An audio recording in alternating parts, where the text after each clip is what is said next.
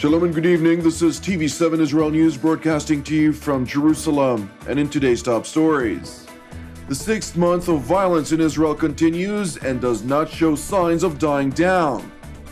Israel accuses Syrian government forces of using chemical weapons against civilians even after the start of a cessation of hostilities. Russian Foreign Minister Lavrov stresses the humanitarian crisis in Syria should not be exploited by those aiming at a regime change in the war-torn country. As the wave of violence entered its 6th month, 2 Palestinians reportedly attacked an Israeli at his residence this morning in the West Bank settlement of Eli. A military spokeswoman said soldiers who rushed to the scene shot the 2 Palestinians, whom, according to Palestinian medical officials, were declared dead at the scene. According to an initial investigation, both the attackers are 17-year-old teens from the adjacent Palestinian village of Karyut.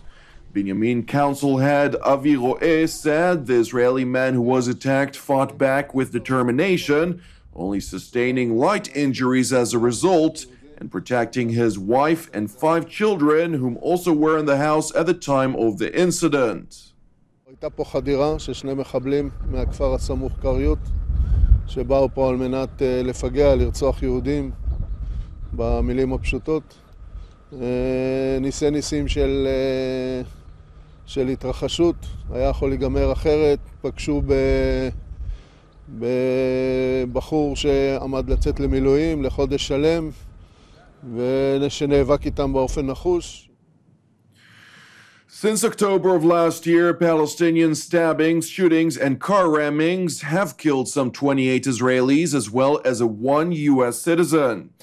During that time, some 172 Palestinians were killed by Israeli security forces, most of whom were responsible for committing violent acts of terror against Israeli civilians, while the others during violent protests with Israeli security forces. Now, with regard to the ongoing conflict raging in Israel's northern neighbor, Israel accused the Syrian government forces of using chemical weapons against civilians since the start of a cessation of hostilities aimed at preparing the way for an end to the 5-year civil war. The truce, sponsored by Russia and the United States, began on Saturday and has already raised allegations by opposition groups against the Syrian army of breaching the accord, accusations President Bashar Assad has denied. Nevertheless, in a rare accusation on the matter, Israeli Defense Minister Moshe Ya'alon, during a speech to a security conference near Tel Aviv, accused Assad's forces of using chemical weapons against civilian populations, but stopped short from elaborating on the matter. הסורים הפעילו כימי תקני ולאחרונה משתמשים בחומרים, כלור נגד אזרחיהם, כולל בימים האלה אחרי לכאורה הפסקת האש. A fact-finding mission of the Global Chemical Weapons Watchdog, OPCW, concluded in 2014 that the use of chlorine gas has been systematic in the Syrian civil war, even after the country surrendered its stockpiles of toxic weapons. Both the Assad regime and opposition groups have denied using chlorine barrel bombs, which the OPCW said are dropped out of helicopters. That said, the Syrian Air Force is the only party in the conflict known to have helicopters. A joint mission by the United Nations and the OPCW is currently investigating who is responsible for the chemical attacks. Now to a related matter, NATO Supreme Allied Commander General Philip Breedlove accused Russia of doing little to counter the Islamic State, while focusing on bolstering their allies, primarily President Bashar Assad. General Breedlove also warned of the ongoing Turkish-Russian crisis, stressing it was far from over, noting that any miscalculation may result into a confrontation, a fact that remains highly likely and may lead to further deterioration. Russia's entry into the fight in Syria has complicated the problem, changing the dynamic on the Med, in the air, and on the ground. Despite public pronouncements to the contrary, to date Russia has done little to counter Daesh, but a great deal to bolster the Assad regime and its allies. To be clear, all genuinely constructive efforts to end the war are welcome. But in the end, actions will speak louder than words. The war against Daesh hits home particularly hard for our close NATO ally, Turkey, which shares borders with Syria and Iraq. And further complicating the picture, sharply divergent interests in Syria have created a deep tension between Turkey and Russia, and the risk of miscalculation or even confrontation remains high. EUCOM is standing firm to meet this array of challenges. To counter Russia, EUCOM is working with allies and partners in deterring and preparing for conflict if necessary. Replying to reporters' questions, Breedlove rejected allegations of raising the rhetoric and reiterated his position, in which he referred to Russia as acting in an irresponsible manner. More on Syria. In a speech to the Human Rights Council in Geneva, Russian Foreign Minister Sergei Lavrov stressed that the humanitarian crisis in Syria should not be exploited by those aiming at a regime change in the war-torn country.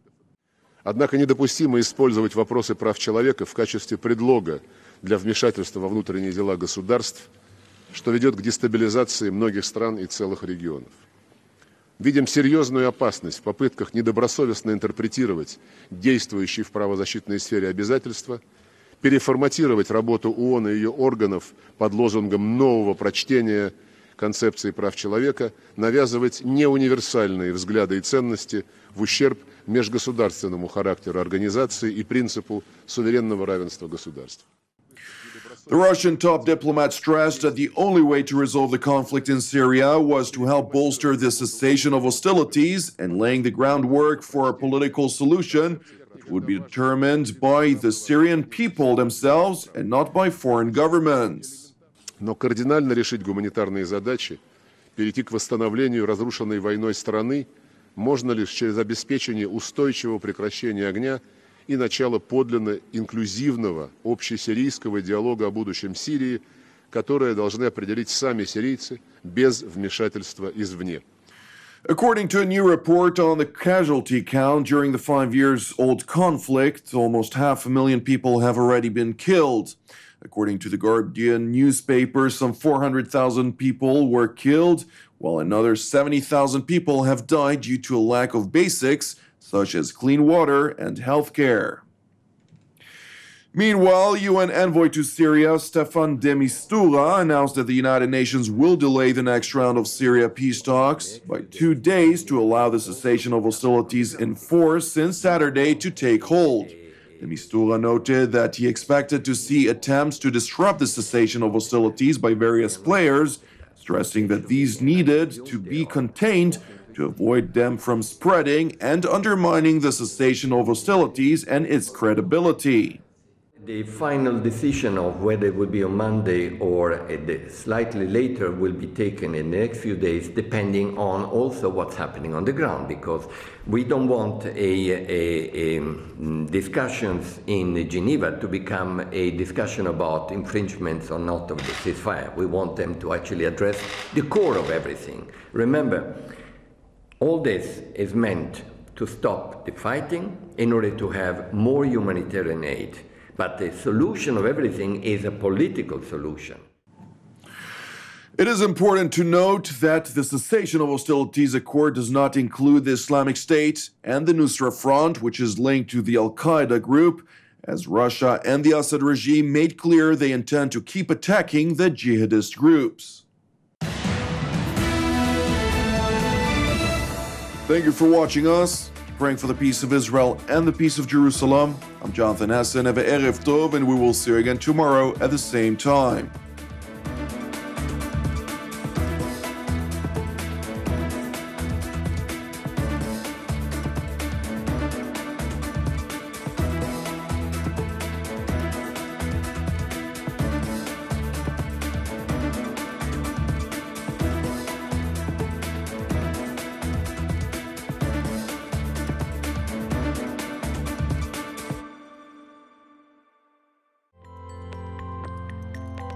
In order to donate to TV7 Israel News, please follow these simple steps.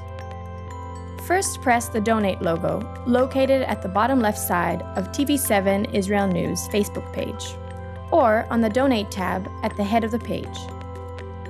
Then insert the amount you'd like to donate, and fill in your credit card information. Just like this. And press Review Donation and continue. After reviewing your donation details, please press Donate to finalize your donation. That's it! Your donation is now complete, and an email with your donation details has been sent to your email address. You can also print your donation receipt by pressing the link here. Thank you for supporting TV7 Israel News.